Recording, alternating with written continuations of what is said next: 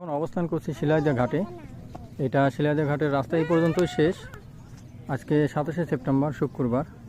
তো আজকে শিলাইদা ঘাটে পদ্মার যে পানির যে পরিস্থিতি সেটা দেখানোর জন্য আমি আসছি।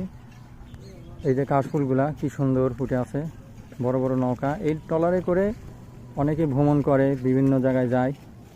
তো এখন হচ্ছে আগে দুইবার পার হওয়া লাগতো নদী পার হতে গেলে, তো এখন এক নৌকাতেই মানে পানিটা বেড়ে গেছে, তো এক নৌকাতে এখন পার হওয়া যাচ্ছে।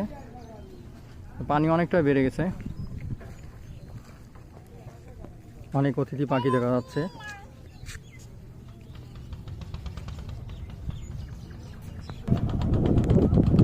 এইমাত্র এই ঘাট থেকে একটা নৌকা নদীর ওই পারে যাত্রা শুরু করলো যাত্রী নিয়ে।